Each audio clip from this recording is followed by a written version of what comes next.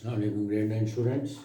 हमारा आज unit number 6 का फिज़िक्स का लेक्चर नंबर 2 है। लेक्चर नंबर 1 में एनर्जी और वर्क यानी वर्क एंड एनर्जी से रिलेटेड जो बेसिक कॉन्सेप्ट्स थे और फार्मूलाज थे वो डिस्कस किए थे और कुछ इंपॉर्टेंट एग्जांपल्स करवाई थी।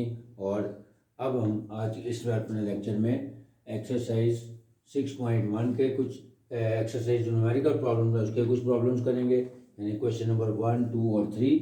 लेकिन उससे पहले कुछ मज़ीद इंपॉर्टेंट एग्जांपल्स हैं वो कंप्लीट करेंगे, यानी एग्जांपल नंबर 6.5, 6.6 और 6.7 सेलेक्ट की है और न्यूमेरिकल प्रॉब्लम में से क्वेश्चन नंबर 1, 2 और 3 को सिलेक्ट किया है। अब अगर आप कॉन्सेप्ट को समझने से पहले आपने अगर जो वीडियो की जो हमारा पहला लेक्चर था इसका उसके आपने गौर से देखा होगा तो उसमें मैंने इस्तेमाल होने वाले सारे फार्मूलाज लिख के दिए थे। अब उन्हीं फार्मूलाज को हम कैसे अप्लाई करेंगे स्टार्ट करते हैं। Book example number 6.5 page number 136 पे एफिशिएंसी फाइंड करनी है। एफिशिएंसी फाइंड करने के लिए मैंने फार्मूला बताया था कि output divided by input multiplied by 100%, यानी जब भी हमने किसी भी चीज़ की एफिशिएंसी निकालनी हो तो हमें आउटपुट और इनपुट एनालिसिस करना होता है। आउटपुट का क्या मतलब है, क्वेश्चन को अगर आप पढ़ेंगे उसमें बताया कि अगर कोई ऐसा फूड आपने लिया हो, किसी साइकिलिस्ट ने ऐसा फूड लिया है जिससे 100 जूल्स की एनर्जी प्रोड्यूस होती है और वो जो साइकिलिस्ट है जो उसने काम किया है वो यानी उसकी जो आउटपुट है वो 12J आउटपुट है। यानी इसका मतलब क्या है कि उसने जो फूड खाया है या ड्रिंक्स की सूरत में लिया है, जो एनर्जी उसने इनपुट के तौर पे यूज़ की है वो है 100 जूल की, और उसके बाद जो उसने साइकिलिंग की है या जो वर्क डन है या जो उसने वर्क किया है उसकी मदद से वो है 12 जूल। तो एफिशिएंसी फाइंड करनी है तो बहुत आसान है, तो लिखेंगे आउटपुट आ गई 12 जूल और इनपुट थी हमारी 100 जूल, यानी जो उसने फूड या ड्रिंक्स के जरिए एनर्जी अपने बॉडी में स्टोर की है वो 100 जूल्स है, और जो उसने साइकिलिंग की है और जो उसने काम किया है उससे जो उसने आउटपुट दी है वो है 12 जूल। तो दोनों की रेशो लेके 100 से मल्टीप्लाई कर देंगे। To find efficiency using formula efficiency is equal to output over input multiplied by 100%। तो आउटपुट की वैल्यू हमारी 12, इनपुट थी हमारी 100, तो 12 over 100 multiplied by 100% यानी 12%। Hence the efficiency of the cyclist would be 12%। यानी वो साइकिलिस्ट जिसने 100 जूल का इनपुट लिया एनर्जी या फूड की सूरत में, और उसके बाद जब उसने साइकिलिंग की तो जिसने जो साइकिलिंग की उससे जो वर्क डन किया था उसने वो 12J था, तो उसकी एफिशिएंसी फाइंड करनी थी। तो एफिशिएंसी का फार्मूला यूज़ करेंगे output over input multiplied by 100%, तो जो हमारे आंसर आया वो 12% आ गया। Example number 6.6। अब एग्जाम्पल नंबर 6.6 में बताया है कि दो मैन हैं, मैन 1 और मैन 2, यानी दो आदमी हैं डिफरेंट किस्म के जो एक ही काम को कर रहे हैं लेकिन टाइमिंग का फ़र्क है। मसलन जो मैन 1 है M1, उसने एक काम है जिसका यानी लोड है 200 न्यूटन, 200 न्यूटन का लोड लेके वो कहीं बुलंदी पर गया यानी किसी हाइट पे लेकर गया है, और वही काम उसने किया है 80 सेकंड्स में। वेयर एज मैन 2 जो है उसने वही 200 न्यूटन का लोड जो है 10 मीटर की हाइट पर लेकर गया है, लेकिन वो काम उसने 10 सेकंड में किया है। अब वो पूछ क्या रहा है कि जी बताएं कि दोनों से जो पावर जनरेट हुई है वो क्या होगी। अगर आप सवाल को करने से पहले गौर से देखेंगे तो आपको खुद ही पता लग जाएगा कि एक शख्स जो है वो 10 मीटर ऊंचाई पर जा रहा है 200 न्यूटन का लोड उठाकर, लेकिन वो 80 सेकंड्स का टाइम लेता है।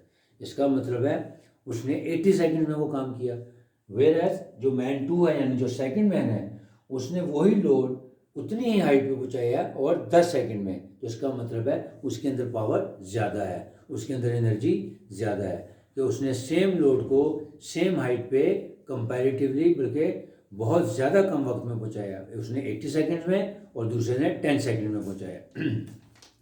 तो इस दोनों सूत्रों में हमने पावर निकालनी है। जब आपको क्वेश्चन समझ आ जाएगा, अब इसको हम कॉलम लगा के दोनों अलग अलग करके सॉल्व कर लेते हैं।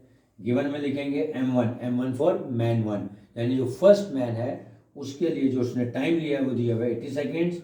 जो वर्क लोड उसने उठाया है यानी जो लोड था यानी जिसका उसका वजन था चीज़ का वो था 200 न्यूटन, और हाइट जो उसने जहाँ पे वो सामान को लेके गया वो हाइट कितनी थी 10 मीटर। अब इधर मैंने लिखा है M2 यानी जो सेकंड मैन है उसका भी सेम डाटा लिखेंगे कि वर्क लोड तो उसका भी 200 न्यूटन ही था, और आपको ये भी बताया था कि जो वर्क डन जो वेट है वो हमेशा इक्वल टू द फोर्स होता है, यानी force is equal to the weight of the body होता है। यहाँ पे हमें क्योंकि उसका वेट दिया है तो हमें फार्मूले के लिए फोर्स चाहिए होगी, तो जो वेट है उसी को हम फोर्स के इक्वल पुट कर देंगे।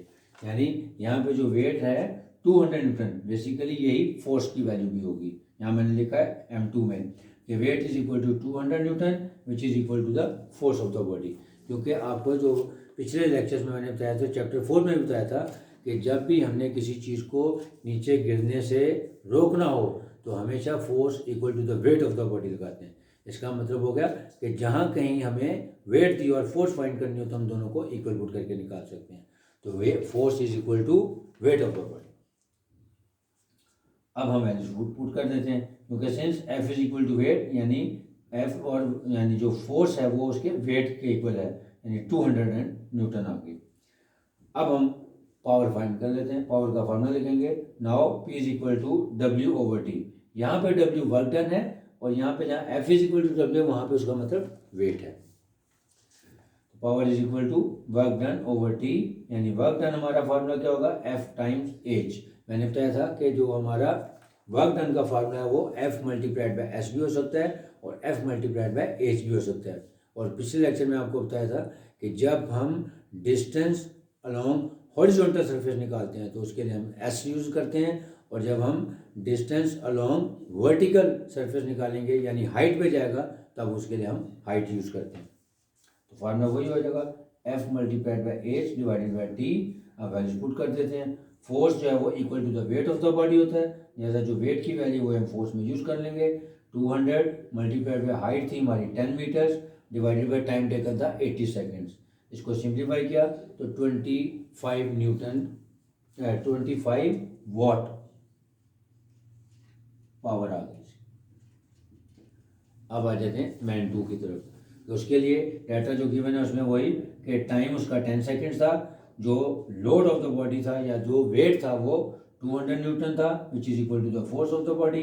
फिर हाइट जो है वो 10 मीटर ही थी। अब इसी तरह फॉर्मूले वैल्यूज पुट करेंगे, P is equal to F multiplied by H over T। F की वैल्यू है हमारे पास 200, हाइट है 10 डिवाइडेड बाय टाइम है 10 सेकेंड्स। इसको सिंप्लीफाई किया तो आंसर आ गया 200 वॉट। यानी यहाँ से साफ जाहिर है कि जो मैन 1 है उसने जो पावर प्रोड्यूस की है वो 25 वॉट है, जबकि मैन 2 है उसने 200 वॉट पावर प्रोड्यूस की है। Next example number 6.7 page number 138। अब इस एग्जाम्पल में बताया गया कि एक बॉडी है जिसका मैस दिया हुआ है 70 kg, और हाइट जिस हाइट पे उस बॉडी को आपने ये उस मैस को लेके जाना है वो कितनी है 16 मीटर, और कितनी देर में 10 सेकंड्स में लेके जाना है। यानी अब हमें टाइम भी बताया हुआ है, उसके बाद मैस ऑफ द बॉडी भी बताया हुआ है, और हाइट यानी जितनी हाइट पे लेके जाना है आपने वो भी बताया है। फाइंड क्या करनी है, पावर फाइंड करनी है, लेकिन इन HP यानी हॉर्स पावर में फाइंड करनी है। तो आपको मैंने पिछले लेक्चर में जो अपना इनॉग्रल लेक्चर था इस यूनिट का उसमें मैंने बताया था कि 1 horse power is equal to 746 watt. तो वो वैल्यू हम यहाँ पे यूज़ करेंगे। स्टार्ट करते हैं। गिवन में लिखेंगे mass of the body 70 kilogram, height है 16 मीटर, टाइम है 10 सेकेंड्स। टू फाइंड में आ गया पावर इन हॉर्स पावर, ये फाइंड करना है यूजिंग फार्मूला। पावर का फार्मूला लिखें W/T, और W होगा F multiplied by H divided by T। अब वैल्यूज पुट कर देते हैं। अब हमारे सबसे पहले देखना है कि हमारे पास फोर्स नहीं दी हुई, तो फोर्स निकालने का क्या फार्मूला होगा, वही force is equal to the weight of the body, और वेट ऑफ द बॉडी को हम निकाल सकते हैं मैस और ग्रेविटेशनल एक्सेलरेशन के प्रोडक्ट से। तो हम ये लिखेंगे F is equal to weight of the body and weight is equal to mg। तो अब mg की वैल्यू पुट कर देते हैं। वेट है हमारे पास यानी जो मैस ऑफ द बॉडी है वो 70 है, और जो g की वैल्यू आपको पता है वो 10 होती है, वो फिक्स होती है। तो 70 times 10 is equal to 700 newton. ये हमारी फोर्स की वैल्यू आ गई। अब फॉर्म में वैल्यू पुट करके निकाल लेते हैं। तो P is equal to F multiplied by H, यानी 700 multiplied by 16 divided by T आ गया हमारा 10। इसको सिंप्लीफाई किया तो हमारे पास आ गया 1120 या 1120 वॉट।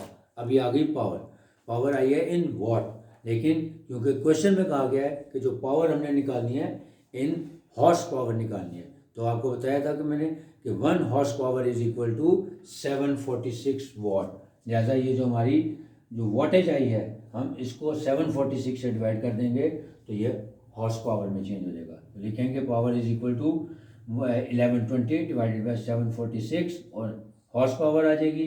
जब इसको सिंप्लीफाई करेंगे तो आ जाएगा 1.5 हॉर्स पावर। इसका क्या मतलब हो गया कि वो मैस जिसका 70 kg यानी ऐसी बॉडी जिसका वेट जिसका मैस जो है वो 70 kg है और वो 16 मीटर की हाइट तक आपने वर्टिकली लेके जानी है और आपने 10 सेकंड्स में लेके जाना है। तो कितनी पावर उसके लिए रिक्वायर्ड होगी? 1120 वॉट। और अगर हम इसको हॉर्स पावर में कन्वर्ट करेंगे तो 1120 को हम डिवाइड कर देंगे 746 से तो ये आ जाएगी 1.5 horse power.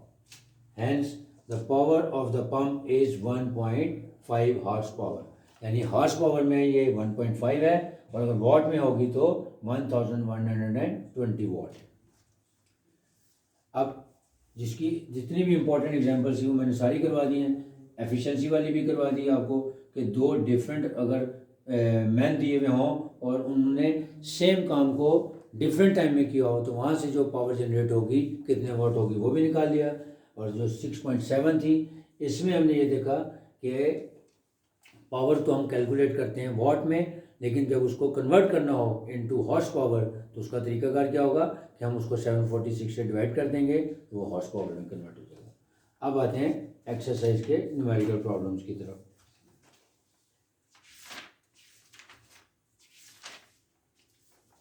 Problem number 1,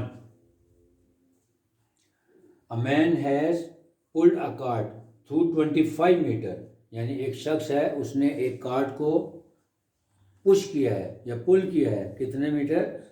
25 metre तक। Applying a force of 300 Newton. यानी 300 न्यूटन की फोर्स को अप्लाई करके उसने किसी कार्ट को पुल किया है या पुश किया है, पुल करके अपनी तरफ लेकर खींच के लाया। कितनी फोर्स थी? यानी 300 न्यूटन की फोर्स लगाई है और उसने 35 मीटर का डिस्टेंस उसमें कवर किया है। तो फाइंड क्या करना है कि work done, find the value of work done या how much work is done. तो सिंपल सा क्वेश्चन था, बेसिक फार्मूले से हो जाएगा। लिखेंगे सिंस या using formula work done is equal to F multiplied by S. F की वैल्यू दी हुई है 300 और जो डिस्टेंस है वो है 35। तो 300 multiplied by 35 which implies that work done is equal to 10,500 joules. क्योंकि एनर्जी या वर्क डन जो है उसका या पोटेंशियल एनर्जी या इवन जो काइनेटिक एनर्जी है उन सब का जो यूनिट होता है वो जॉल्स होता है। यानी लिखेंगे hence work done is 10,500 joules. और अगर आप चाहें तो इसको किलोवाट में भी लिख सकते हैं, उसका किलो जॉल में भी लिख सकते हैं। इसको 1000 से डिवाइड कर देंगे तो ये जगह 10.5 जॉल भी हो सकता है, किलो जॉल भी हो सकता है, लेकिन यहाँ जॉल से लिख देंगे। Question number 2, a block weighing 20 Newton. यानी एक ब्लॉक है उसका वेट बताया हुआ है 20 newton is lifted 6 metre vertically upward. यानी इस ब्लॉक को भी वर्टिकली अपवर्ड लिफ्ट किया गया है। कैलकुलेट द पोटेंशियल एनर्जी, कि इसमें जो पोटेंशियल एनर्जी प्रोड्यूस होगी उसको फाइंड करना है। यानी ये भी बहुत आसान सवाल है कि पोटेंशियल एनर्जी का फार्मूला आना चाहिए। जो वेट ऑफ द बॉडी दिया हुआ है वो 20 न्यूटन दिया हुआ है और हाइट जहाँ तक इसको लेके जाना है वो 6 मीटर की हाइट है। और फाइंड क्या करना है हमने? पोटेंशियल एनर्जी फाइंड करनी है। अब हमें यहाँ पे जी की वैल्यू गिवन बताई नहीं है, लेकिन हमें पता है कि जी की वैल्यू 10 होती है, वो हम यहाँ पे लिख भी सकते हैं। जी इज इक्वल टू 10 m/-2। अब यहाँ पे इसकी वैल्यूज पुट कर देते हैं। अब पोटेंशियल एनर्जी का फार्मूला होता है mgh। यानी अगर आपके पास मास ऑफ द बॉडी है, ग्रेविटेशनल एक्सेलरेशन की वैल्यू 10 होती है और हाइट दिया, तीनों का प्रोडक्ट ले लेंगे। लेकिन दूसरा इसको आपको शॉर्टकट बताने लगा हूँ क्योंकि हम यहाँ पे ब्रैकेट में लिखते हैं। जब देखो मैंने बॉक्स में लिखा हुआ है weight is equal to mg, लिहाजा यहाँ पे हम mg की जगह उसका वेट भी लिख सकते हैं। So potential energy is equal to weight multiplied by height.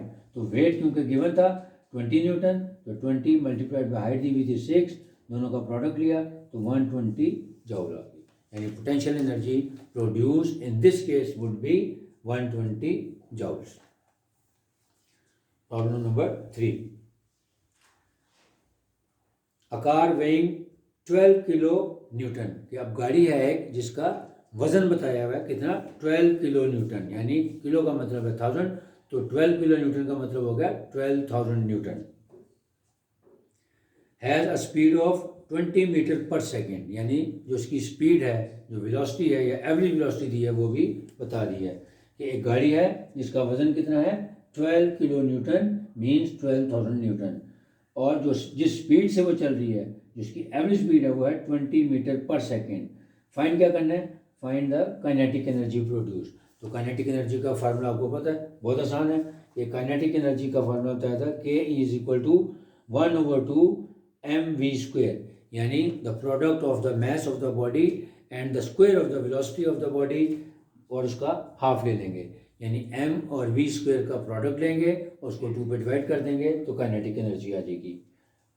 लेकिन अब यहाँ पे सबसे पहले देखें, जो क्वेश्चन दिया हुआ है उसमें हमें वेट ऑफ द बॉडी बताया हुआ है, लेकिन मास ऑफ द बॉडी नहीं बताया हुआ। तो हमें ये पता है कि weight of the body is equal to m is equal to W is equal to mg होता है, लिहाजा mg की वैल्यू को वहाँ पे पुट करने के बाद और वेट की वैल्यू पुट करने के बाद वहाँ से हम मास ऑफ द बॉडी निकाल लेते हैं। यहाँ पे मैंने साइड में वर्किंग की इसकी, since weight is equal to mg या product of mass and gravitational acceleration, तो वैल्यू पुट कर देते हैं। वेट ऑफ द बॉडी दिया हुआ था 12,000 इज इक्वल टू m हमने फाइंड करना है और g की वैल्यू होती है 10, तो यहाँ से m की वैल्यू आ जाएगी। सो m इज इक्वल टू 12,000/10 यानी 1200 किलोग्राम। यानी सबसे पहले हमने यहाँ से साइड पे वर्किंग करने के बाद मास ऑफ द बॉडी निकाल लिया। अब हमारे पास फार्मूला मौजूद है कि 1/2 mv², इसमें वैल्यूज पुट कर देते हैं। 1/2 आ गया फार्मूले का, फिर मास ऑफ द बॉडी हमने निकाल लिया 1200 मल्टीप्लाइड बाय v की वैल्यू दी हुई थी 20 मीटर पर सेकेंड, यानी उसका स्क्वायर ले लेंगे, यानी हो गया 20 का स्क्वायर। अब इसको कैलकुलेटर की मदद से सिंप्लीफाई किया, 20 का स्क्वायर हो जाएगा 400, 400 का हाफ लिया तो आ गया 200, 200 को 1200 से मल्टीप्लाई किया तो आंसर आ गया 24,000 जॉल्स। लेकिन बुक में आंसर किलो जॉल्स में दिया हुआ है। आपने ये याद रखना है कि अगर जॉल्स में दिया हुआ आंसर तो आप क्वेश्चन, तो आपने आंसर भी जॉल्स में निकालना है। लेकिन क्योंकि जो वेट ऑफ द बॉडी दिया हुआ था वो किलो जॉल्स में दिया हुआ था, या सॉरी किलो न्यूटन में दिया हुआ था, लिहाजा हम इसकी जो एनर्जी की वैल्यू है उसको भी किलो जॉल्स में निकाल सकते हैं। लेकिन अगर खाली जॉल्स में भी लिखेंगे तब भी गलत नहीं है। लेकिन अगर हम उसको किलो जॉल्स में बनाना चाहते हैं तो 24,000 को 1000 पे डिवाइड कर दें तो ये बन जाएगा 240 किलो जॉल्स। रिवाइज कर लेते हैं कि आज मैंने 3 एग्जाम्पल्स की, एग्जाम्पल नंबर 6.5, 6.6 और 6.7, और इसी तरह जो न्यूमेरिकल प्रॉब्लम्स है उसके फर्स्ट 3 क्वेश्चन सेलेक्ट किए, क्वेश्चन नंबर 1, 2 और 3। जो एग्जाम्पल नंबर 6.5 थी, इसमें हमने एफिशिएंसी फाइंड करनी थी। इनपुट और आउटपुट एनालिसिस भी इसको कहते हैं कि एक शख्स है जो साइकिलिंग कर रहा है, उसने 100 जॉल्स की इनपुट की, यानी फूड या एनर्जी या ड्रिंक्स ऐसे पिए जिससे उसकी बॉडी में 100 जॉल्स की एनर्जी प्रोड्यूस हुई। और जब उसने साइकिलिंग की तो जो साइकिलिंग की तो उसने आउटपुट क्या दी, वो 12 जॉल्स दी थी। तो ये हमारी आउटपुट हो जाएगी, ये हमारी इनपुट हो जाएगी। फार्मूला में वैल्यूज पुट करेंगे, output over input multiplied by 100%, और उसके बाद इसको सिंप्लीफाई कर देंगे तो आंसर आया 12% एफिशिएंसी का लेवल आ गया। 6.6 में हमें 2 डिफरेंट मैन के बारे में बताया था कि एक ही काम है जो 2 लोगों ने, डिफरेंट लोगों ने किया और डिफरेंट टाइमिंग में किया। काम क्या था कि लोड था 200 न्यूटन का और उसको 10 मीटर्स की हाइट तक पहुंचाना था। तो जो मैन 1 था यानी M1, उसने यही काम 80 सेकंड में किया, जबकि सेकंड मैन जो सा था उसने सेम लोड को सेम हाइट पे 10 सेकंड्स में पहुंचा दिया।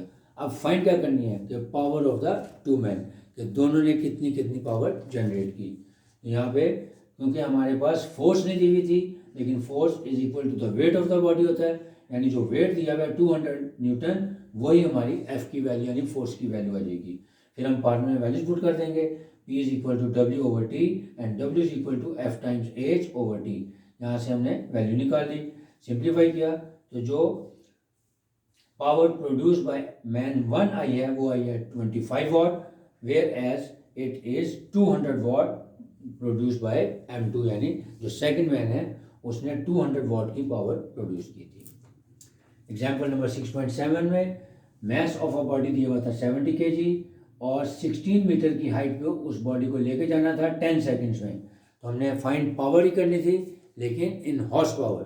तो हमने पावर का फार्मूला यूज़ करना था, F multiplied by H divided by T, और F नहीं दिया हुआ था तो F मैंने कहा वही हमेशा आपने निकालना है। जब भी F की वैल्यू ना दी हो तो वेट ऑफ द बॉडी दिया होता है, अगर वेट ऑफ द बॉडी भी ना दिया हो तो मैस ऑफ द बॉडी दिया होगा, तो मैस ऑफ द बॉडी से पहले हम वेट ऑफ द बॉडी निकालेंगे, यानी mg के फार्मूले से जो उसका वेट आएगा वही equal to the force of the body होगा। वहाँ से हमने पहले फोर्स की वैल्यू निकाल ली, फिर हमने पावर का फार्मूला यूज़ करके पावर निकाल ली 1120 वाट, लेकिन इसको हॉर्स पावर में कन्वर्ट करना था। तो हॉर्स पावर में कन्वर्ट करने का क्या तरीका है कि जो भी आपकी एक्चुअल वाट्स हैं उसको डिवाइड करते हैं 746 से, तो आंसर आ गया 1.5 हॉर्स पावर।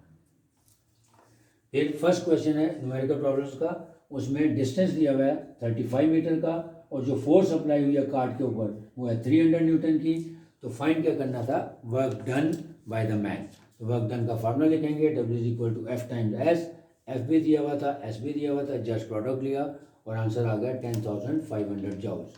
क्वेश्चन नंबर 2 में हमें वेट ऑफ द बॉडी बताया हुआ है कि वो 20 न्यूटन है, हाइट जिस पे लेके जाना है वो 6 मीटर है और पोटेंशियल एनर्जी निकालना है। जी की वैल्यू नहीं बताई गई, लेकिन वो अंडरस्टूड होती है कि जी की वैल्यू 10 मीटर पर स्क्वायर सेकंड होती है। तो हम लिखेंगे PE यानी potential energy is equal to mgh। अब एक ये तरीका था कि यहाँ से मैं m की वैल्यू निकालता, लेकिन दूसरा आसान तरीका क्या है, क्योंकि mg is equal to the weight of the body होता है, यहाँ साइड पे लिख दिया कि since the weight is equal to product of mg, तो हम mg की जगह w मल्टीप्लाइड बाई h भी लिख सकते हैं और वैल्यू कैलकुलेट कर देंगे।